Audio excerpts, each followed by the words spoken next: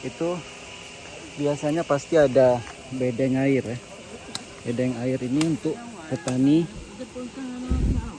mengumpulkan air saat musim hujan untuk